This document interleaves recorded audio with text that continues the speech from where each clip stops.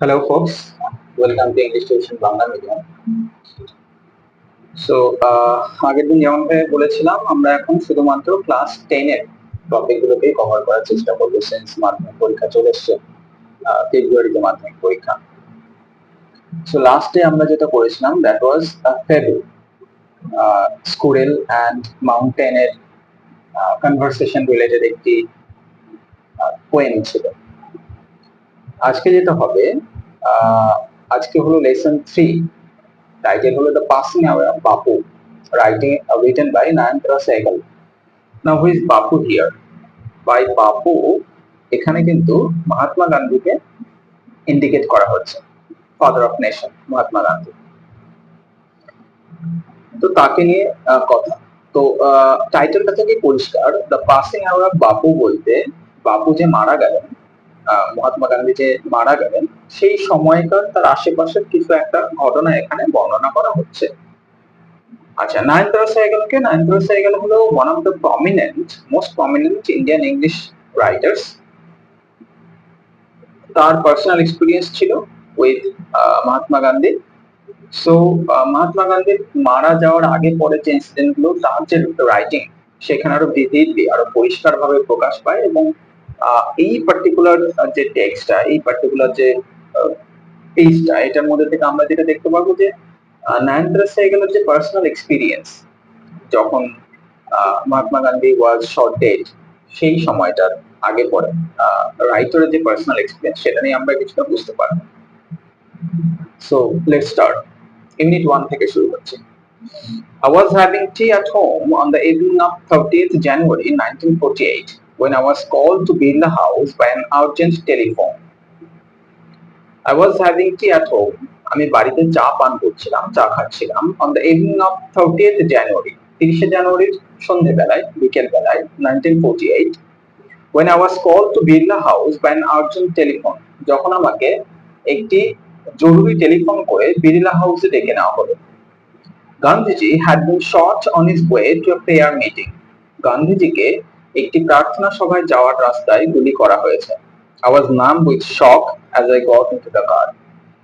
যখন আমি গাড়িতে ঢুকলাম তখন আমি শীতল হয়ে গিয়েছিলাম, আমি নিশ্চল ছিলাম। এই যে শকটা লেগেছিল এই খবরটায় যে গান্ধীজিকে একটি প্রার্থনা সভায় যাওয়ার পথে খুন করা হয়েছে, গুলি করা হয়েছে, এই খবরটা শুনে আওয়াজ নাম, আমি নিশ্চল হয়ে গেছিলাম, চলাফেরা এরকম একটা পরিস্থিতি ছিল আমার। আমার বলতে of the writer Nayantara Sehgal.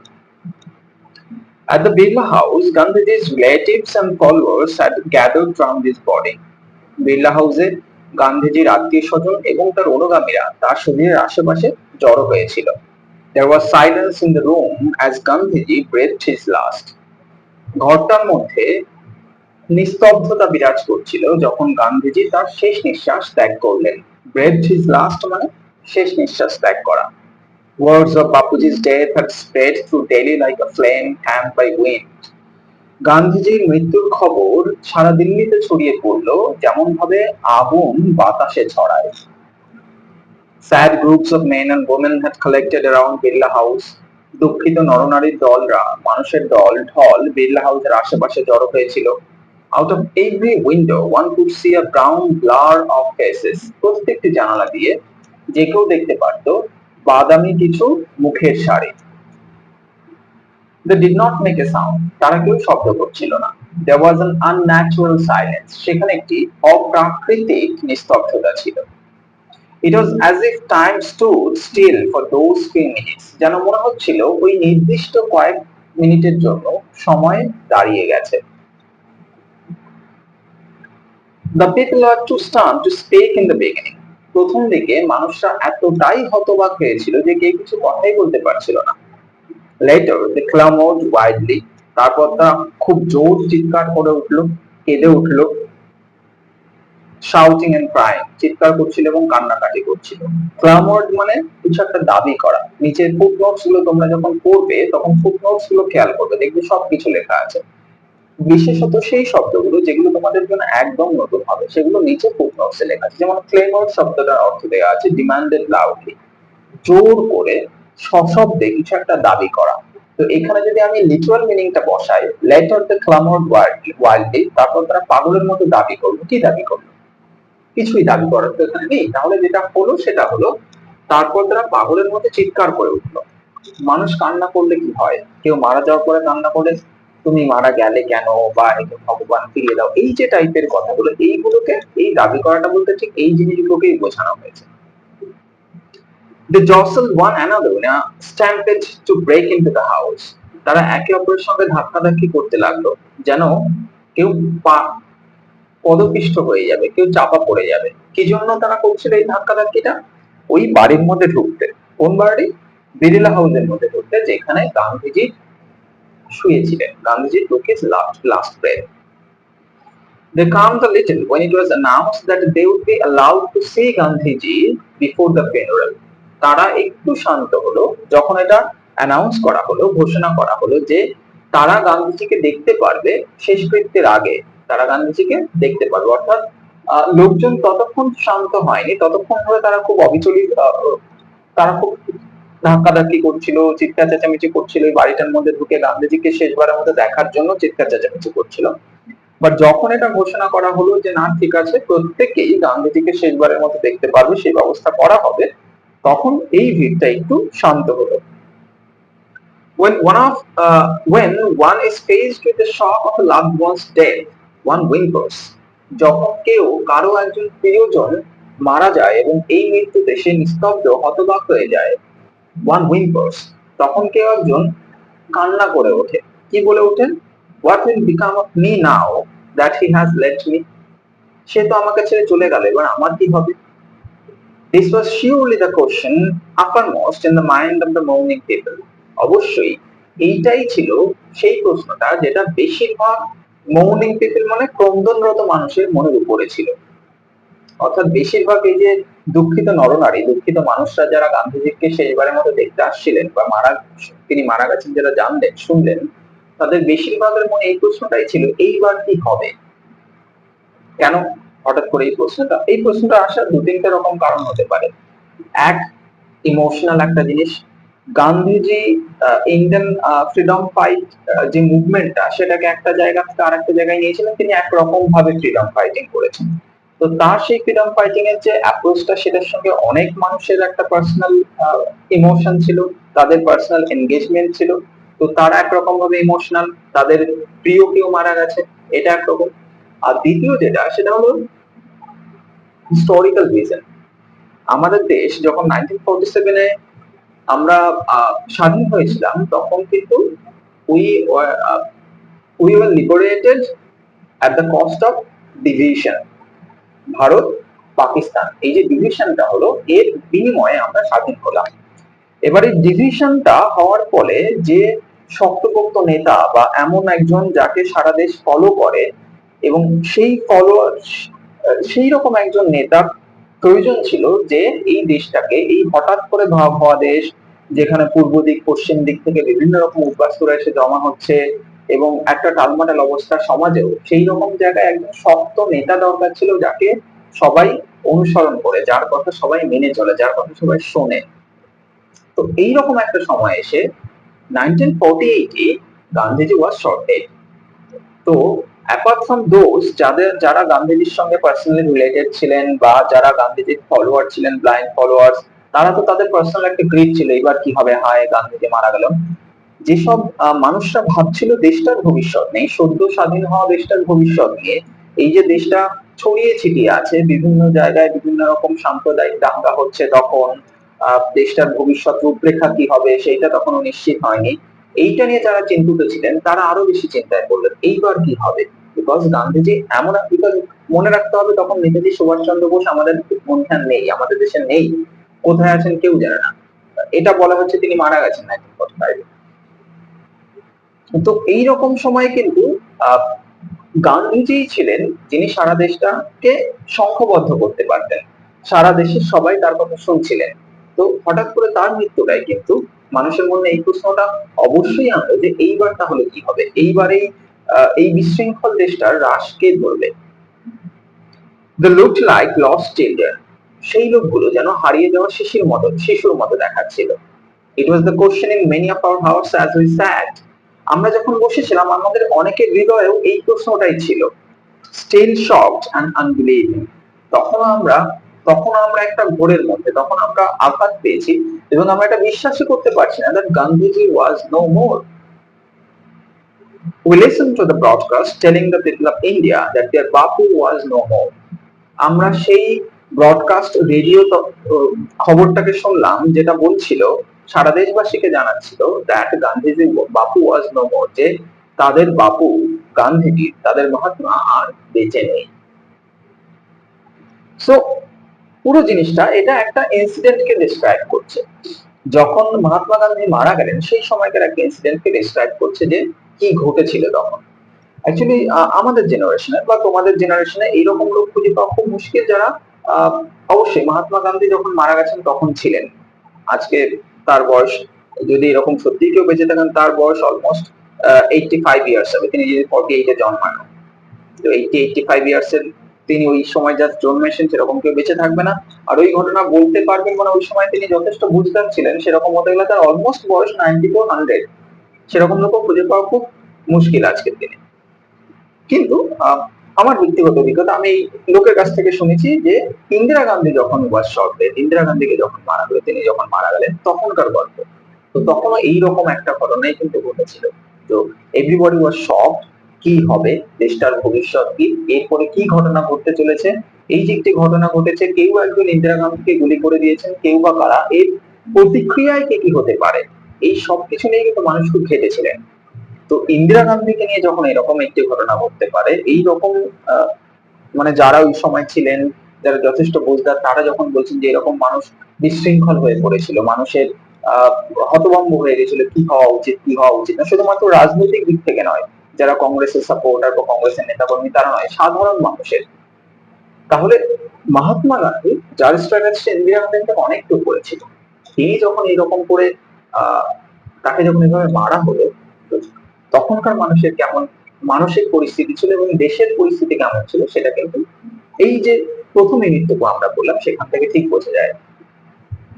পরের সেকশনটুকু দেখি এবার, unit 2 of that same piece. Gandhiji's funeral was to take place the day after his death. গান্ধীজির funeral, অন্ত্যেষ্টিক্রিয়া হওয়ার কথা ছিল তার মৃত্যুর পরের দিন। Hours in advance, বেশ কয়েক ঘন্টা আগে থেকে, people lined the route of the funeral procession was to follow. লোকেরা যে রাস্তা থেকে অন্তিম যাত্রা যাবে সেই রাস্তার আশেপাশে ভিড় জমালো। Padmasi, Mrs. Naidu's daughter, spoke for us all when she said simply. Padmasi, যিনি মিসেস নাইডুর মেয়ে ছিলেন, তিনি আমাদের সবার হয়ে কথা বললেন যেন যখন সে বলল, we will walk, আমরা হেঁটে যাব। It is the last time we shall be walking with Bapu. এটা শেষবার যখন আমরা বাপুর সঙ্গে হাঁটছি। এই কথাটা যখন আসছে, মানে আমাদের ন্যারেটর বা রাইটার যখন এই কথাটা বলছে, তখন বুঝতে হবে তিনি কোন ইমোশন থেকে বলছেন। তিনি তাদের মধ্যে একজন যারা গান্ধীজির সঙ্গে বিভিন্ন সত্যাগ্রহ বা বিভিন্ন আন্দোলনে বহুবার পাশাপাশি হেঁটেছেন, বহুবার আন্দোলনে হেঁটেছেন। আমরা হিস্ট্রি থেকে জানি, তোমরাও ক্লাস 10-এর হিস্ট্রিতেও পড়ছো, বাপুজির মহাত্মা গান্ধীর আন্দোলনের পদ্ধতি ছিল অহিংস আন্দোলন, যার মধ্যে অন্যতম ছিল অসহযোগ আন্দোলন এবং বা এই যে মিছিল করা, পদব্রজে হাঁটা, পায়ে হেঁটে মিছিল করা, দান্ডি অভিযান থেকে শুরু করে বিভিন্ন সময় গান্ধীজি যেগুলো করেছেন। তো আমাদের রাইটার নয়নতারা সেহগাল, তিনি অনেকের মধ্যে একজন যারা গান্ধীজির সঙ্গে এরকম বিভিন্ন আন্দোলনে পা মিলিয়েছেন, হেঁটেছেন। তো পদ্মশ্রী যখন বললেন যে আমরা হেঁটে যাব, তখন সবাই বুঝলো এইটা শেষবার আমরা বাপুর সঙ্গে হাঁটছি। সবাই রাজি হয়ে গেলেন। It was an agonizing walk. এই হাঁটাটা ছিল যন্ত্রণাদায়ক, agonizing, যন্ত্রণাদায়ক। Thousands silently watched the procession. হাজার হাজার মানুষ নিঃশব্দে এই মিছিলটা দেখলো। বাপু lay on an open truck covered with flowers. বাপু একটি খোলা ট্রাকের উপর শুয়ে আছেন যেটা ফুল দিয়ে ঢেকে গেছে। Thousands of people wept. হাজার হাজার লোক কেঁদেছিল। Trying to touch বাপু's feet. সবাই চেষ্টা করছিল বাপুর পা স্পর্শ করতে। It was impossible to move in the thick crowd. ওই অসম্ভব ঘন ভিড়ের মধ্যে, অসম্ভব ভিড়ের মধ্যে হাঁটা চলা করাও সম্ভব ছিল না। As I moved forward slowly, I understood I was not merely in the midst of grieving people. যখন আমি আস্তে আস্তে সামনে এগোচ্ছিলাম, আমি বুঝতে পারলাম আমি শুধুমাত্র কিছু ক্রন্দনরত বা কিছু বিলাপ করছে, দুঃখ করছে এমন মানুষের মধ্যে নেই। This was even more than the funeral procession of India's beloved leader. এটা ভারতের ভালোবাসার নেতার শেষ অন্তিম যাত্রার থেকেও বেশি কিছু ছিল। I was among people for whom walking with Bapu had a special meaning. আমি সেই লোকগুলোর মধ্যে ছিলাম যাদের কাছে বাপুর সঙ্গে হাঁটার একটি বিশেষ অর্থ ছিল। We had walked with Bapu over the rough and smooth of India's recent history. আমরা বাপুর সঙ্গে ভারতের ইদানিং ইতিহাসের বিভিন্ন ভালো খারাপ সময় হেঁটেছি। We could not now accept the fact that the man who had led us over many difficult paths. আমরা এখন এটা বিশ্বাসই করতে পারছিলাম না যে লোকটা আমাদের অনেক কঠিন পথে নেতৃত্ব দিয়েছেন was never going to walk with us again. আমাদের সঙ্গে আর কখনো হাঁটবে না। বাপুর slight figure had worked. বাপুর সেই শীর্ণ শরীর হেঁটেছে staff in hand, হাতে একটি লাঠি নিয়ে over a large part of India. ভারতবর্ষের একটি বিস্তীর্ণ অংশের উপর থেকে। To walk is to make slow progress. হাঁটা কি? হাঁটা হলো আস্তে আস্তে উন্নতি করা। It is to think with clarity. এটা মানুষকে পরিষ্কারভাবে চিন্তা করতে সাহায্য করে and closely look at all that is around you. এবং কাছের থেকে দেখতে সাহায্য করে তোমার আশেপাশে যা কিছু আছে। From small insects to horizon in the distance. ছোট ছোট কীটপতঙ্গ থেকে দূরে দিগন্ত রেখা অবধি। অর্থাৎ এই কয়েক লাইনের মধ্যে লেখক কি পায়ে হাঁটার যে ভালো কিছু দিক তার মধ্যে কয়েকটিকে তুলে ধরলেন। Moreover, to walk was often the only way open to the average Indian. এছাড়াও হাঁটা হলো একমাত্র উপায় যা বেশিরভাগ ভারতীয়দের জন্য খোলা ছিল। It required no vehicle except his own body and cost him nothing but his energy. হাঁটার জন্য কোনো যানবাহনের দরকার ছিল না, কারো একজনের নিজের শরীর ছাড়া, এবং অন্য কোনো রকমের জ্বালানির দরকার নেই, শুধুমাত্র নিজের শক্তি ছাড়া। অন্য কোনো রকমের খরচের দরকার নেই, শুধুমাত্র নিজের শক্তি ছাড়া। Gandhiji took this necessity. Gandhiji এই প্রয়োজনীয়তা বুঝতে পেরেছিলেন। As he took much that was commonplace and transformed it into a joyful labor. যেমন ভাবে তিনি আরো অনেক সাধারণ জিনিসকে গ্রহণ করেছিলেন এবং এই সাধারণ জিনিসগুলোকে এটাকে পরিবর্তন করে দিয়েছিলেন একটি আনন্দপূর্ণ প্রচেষ্টার মধ্যে। অর্থাৎ ব্যাপারটাকে একটু বুঝে নিই, হাঁটাটা কি? যেমন ভাবে লেখক এখানে বিভিন্ন জায়গায় বললেন যে বেশিরভাগ সাধারণ ভারতীয়দের ওই সময় হাঁটা ছাড়া অন্য কোনো মাধ্যম ছিল না এক জায়গা থেকে আরেক জায়গায় যাওয়ার। বিকজ হাঁটতে গেলে কোনো গাড়ি ঘোড়ার দরকার পড়তো না, হাঁটতে গেলে কোনো পয়সা লাগতো না, হ্যাঁ তোমার শক্তি ক্ষয় হতো, এটা ছাড়া কিছু দরকার ছিল না। এছাড়া হাঁটার কিছু অন্য অর্থও ছিল বা অন্য উপকারিতাও ছিল। শারীরিক ব্যাপার স্যাপারের মধ্যে লেখক যাননি যে শরীর এক্সারসাইজ ব্লা ব্লা ব্লা, এগুলোর মধ্যে যাননি। তিনি যেটা বলছেন যে to walk was to progress slowly. তুমি আস্তে আস্তে হাঁটছো মানে তুমি আস্তে আস্তে উন্নতির দিকে যাচ্ছ। হাঁটলে মানুষ তার আশেপাশের সব জিনিসকে বুঝতে পারে, দেখতে পারে, তার চিন্তাধারার পরিচ্ছন্নতা বৃদ্ধি পায়। তোমার আশেপাশে যা কিছু আছে তুমি সেগুলোকে অবজার্ভ করো, দেখো, তুমি একজন অবজারভারে পরিণত হও। অর্থাৎ এই যে সবকিছু, এই যে কিছু সাধারণ সাধারণ ঘটনা, গান্ধীজি এই সাধারণ জিনিসগুলোকেই গ্রহণ করলেন। অর্থাৎ গান্ধীজির বেশিরভাগ আন্দোলনের যে একটা অন্যতম জিনিস ছিল সেটা হলো দল বেঁধে মিছিল করা। এই যে একটা সাধারণ জিনিসকে, দল বেঁধে হাঁটা একটা সাধারণ জিনিস, এইটাকে তিনি যে একটা আন্দোলনে পরিবর্তন করলেন, এইটা গান্ধীজির একটা ক্ষমতা ছিল। গান্ধীজি যেমন আরো অনেক সাধারণ জিনিসকে আন্দোলনে পরিণত করেছিলেন, অনেক সাধারণ জিনিসকে তুলে এনে এমন ভাবে প্রজেক্ট করলেন, এমন ভাবে উপস্থাপন করলেন অন্যান্যদের সঙ্গে যে তারা সেটাকে গ্রহণ করলো এবং সেই সাধারণ কাজটাকেই তারা একটা আনন্দ ঘন এফোর্ট, একটা প্রচেষ্টার মধ্যে দিয়ে নিয়ে গেল, যেটা একটা বৃহত্তর আন্দোলনের রূপ নিল। এই জিনিসটা কিন্তু এখানে খুব পরিষ্কার ভাবে অর্থাৎ পরিষ্কার করে বলে দিলেন। অর্থাৎ এই ইউনিটে যেটা দেখতে পেলাম যে গান্ধীজির ফিউনারাল প্রসেশনের সময় কত মানুষ ছিল, তাদের বিহেভিয়ার কিরকম, এবং অথর আমাদের যিনি ন্যারেটর বা লেখক, তিনি যেহেতু ওই প্রসেশনের একজন পার্টিসিপেন্ট ছিল, তার পার্টিকুলার কি থিঙ্কিংস ছিল, তার থট কি ছিল এট দ্যাট পার্টিকুলার মোমেন্ট, সেটা আমরা এখানে বুঝতে পারলাম। নাও unit 3. Some days after the funeral, a special train took Gandhiji's ashes to Allahabad. অন্ত্যেষ্টিক্রিয়ার কিছুদিন পর গান্ধীজির চিতাভস্ম একটি বিশেষ ট্রেনে করে এলাহাবাদে নিয়ে যাওয়া হলো। The compartment was decked with flowers. ট্রেনের যে কম্পার্টমেন্টে ওই চিতাভস্মটা যাচ্ছিল সেটাকে ফুল দিয়ে সাজিয়ে দেওয়া হলো। People on the train sang bhajans. ট্রেনে মানুষজন ভজন গাইছিল। People did not weep anymore, for they could feel Gandhiji's presence amid the flowers and the songs. লোকজন আর কেউ কাঁদছিল না, বিকজ কেননা তারা ওই ফুল এবং ওই সঙ্গীতের মধ্যে গান্ধীজির উপস্থিতিকেও টের পাচ্ছিলেন। At every station, sorrowful crowds filled the platform. প্রত্যেকটি স্টেশনে দুঃখিত মানুষজনেরা, ভারাক্রান্ত মানুষজনেরা প্ল্যাটফর্ম ভর্তি করেছিল। Amid song and prayer, the train is reached Allahabad. এবং এই সঙ্গীত এবং এই প্রার্থনার মধ্যে ট্রেনটি এলাহাবাদে পৌঁছল। The ashes were immersed in the Ganges, where a huge crowd had gathered at the bank. গান্ধীজির চিতাভস্ম গঙ্গায় ভাসিয়ে দেওয়া হয়েছিল, যেখানে একটা বিশাল ভিড় জড়ো হয়েছিল গঙ্গার উপকূলে। Afterwards we all went back to Delhi. তারপর আমরা সবাই আবার দিল্লিতে ফিরে এলাম। Back in Delhi, I felt at sea. দিল্লিতে ফিরে এসে আমার মনে হলো আমি যেন সাগরে পড়েছি। সাগরে পড়া বা সমুদ্রে পড়া মানেটা কি?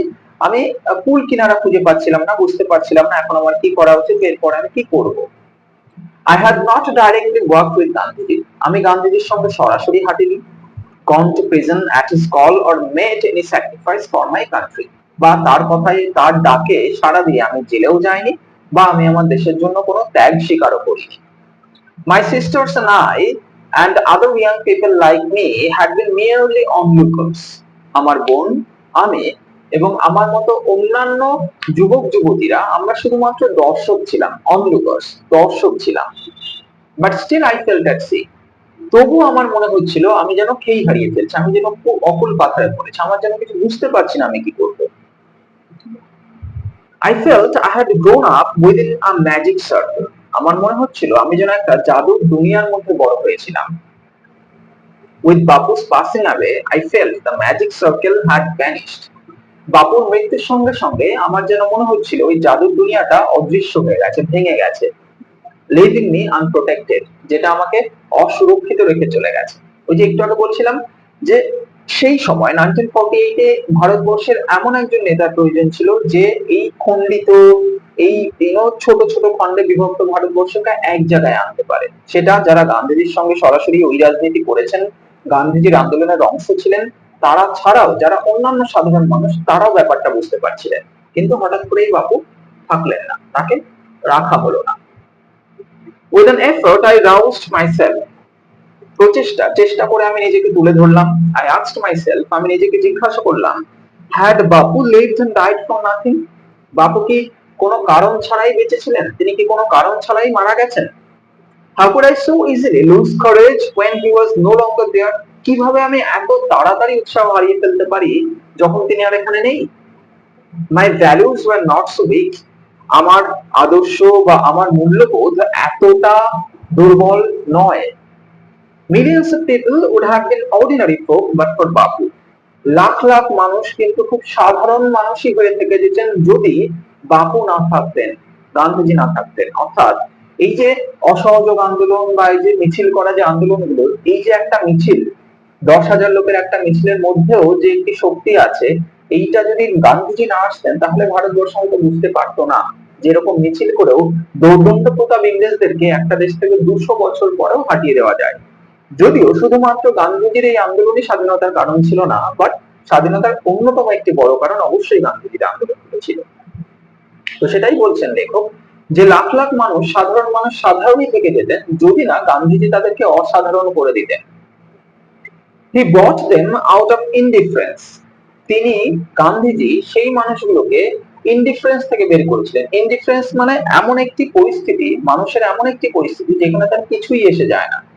অর্থাৎ লাখ লাখ মানুষ ধরেই নিয়েছিল আমাদের ভাগ্যটা এরকমই, ইংরেজরা আসবে, আমাদের শোষণ করবে, তারা নিজের দেশে গিয়ে বড়লোক হবে, এটা ধরেই নিয়েছিল। কিন্তু গান্ধীজি তাদেরকে ওই ওই মেন্টাল স্টেট থেকে, ওই মানসিক অবস্থাটা থেকে টেনে বের করলেন যে না, এটা আমাদের ভবিতব্য নয়।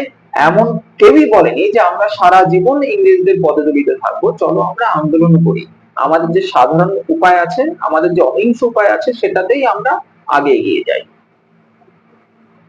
And awaken them to one another suffering, এবং তাদেরকে ওই মানুষগুলোকে, ওই লাখ লাখ সাধারণ মানুষগুলোকে, যাদেরকে ওই কিচ্ছু এসে জানা অবস্থা থেকে গান্ধীজি টেনে বের করলেন, আর কি করলেন, and awaken them to one another suffering, এবং তাদেরকে একে অপরের দুর্দশা থেকে টেনে বের করতে উদ্বুদ্ধ করলেন যে আমরা একে অপরকে সাহায্য করবো। ক্লাস 10-এ হয়তো নেই, ক্লাস 11-12-এ যখন কেউ যদি, তোমরা যারা দেখছো তারা যখন কখনো পলিটিক্যাল সায়েন্স পড়বে, তখন দেখবে কিছু থটস আছে, কিছু কনসেপ্ট আছে, লাইক গান্ধীজির রামরাজ্য। এই কথাটা আজকের পলিটিক্যাল সার্কামস্টেন্সে বললে হয়তো লোক অন্যান্য দিকে নিয়ে যাবে, but yes, Gandhiji conceptualised something called Ramrajya, যেখানে কিন্তু ধর্ম মুখ্য ছিল না, বা রাম রামরাজ্য বলতে যেটা আসে, যেখানে নীতি নৈতিকতা দিয়ে একটি দেশ পরিচালিত হবে, যে দেশটার মুখ্য উদ্দেশ্য হবে সেই দেশের জনগণের উন্নতি সাধন, সেই রকম একটি কনসেপ্ট তিনি তার আছে, যেটা অবশ্যই আমাদের দেশে আজও ফলো হওয়া সম্ভব হয়নি এবং ভবিষ্যতে হবে বলে আমি অন্তত আশাবাদী নেই। তো সেই কনসেপ্টে কিন্তু গান্ধীজি, সেই কনসেপ্টের মধ্যে এটা একটা মুখ্য জিনিস যে নাগরিকরা একে অপরকে সাহায্য করবে, একে অপরকে তাদের পরিস্থিতির উন্নতির জন্য সাহায্য করবে। লেখক এখানে সেটাই বলছেন যে গান্ধীজি যদি না থাকতেন তাহলে লাখ লাখ মানুষ সাধারণ থেকে যেত, তারা কেউ কারো খবর নিত না, তারা কেউ কারো সাহায্যও করতো না, কিন্তু তিনি এসে তাদের সেই পরিস্থিতি থেকে বের করলেন, তাদেরকে বললেন তোমরা একে অপরকে সাহায্য করো, শেখালেন। What if now Bapu is গন, এখন বাপু নেই তো কি হয়েছে, we are still there, আমরা তখনও সেখানে ছিলাম, young, strong and proud to bear his banner before us, আমরা অল্প বয়স্ক ছিলাম, আমরা শক্তিমান ছিলাম, এবং সর্বোপরি আমরা গর্বিত ছিলাম যে আমরা মহাত্মা গান্ধীর ভাবাদর্শকে নিয়ে এগিয়ে চলেছি। বাপু had passed away, বাপু চলে গেছেন, but his India would continue to live in his children, কিন্তু বাপুর যে ভারতবর্ষ, বাপুর যে ভারত, সেটা বাপুর বাচ্চাদের মধ্যে বড় হচ্ছে। খুবই ইমোশনাল টাইপের একটি লেখা।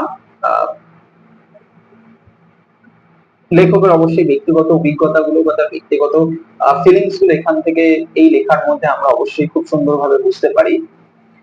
আর সর্বোপরি এখান থেকে যেটা বোঝার, যেটা জানার, সেটা হলো গান্ধীজি যখন মারা গেছেন তখন দেশের সাধারণ মানুষ থেকে শুরু করে যারা অসাধারণ বিভিন্ন বৌদ্ধিক স্তরের মানুষজন, তাদের মানসিকতা বা তাদের চিন্তাধারার মধ্যে কি ছিল, এটা হলো এই গল্পটার মূল প্রতিপাদ্য বিষয়। সো এটা ছিল আমাদের থার্ড লেসন ক্লাস 10 এর, that is the passing away of Bapu, written by ম্যানক্রো সাইগাল। তো আজ এই অবধি। যদি ভালো লাগে, like, share and subscribe, and খুব তাড়াতাড়ি নেক্সট ভিডিও আসবে। Thank you for watching.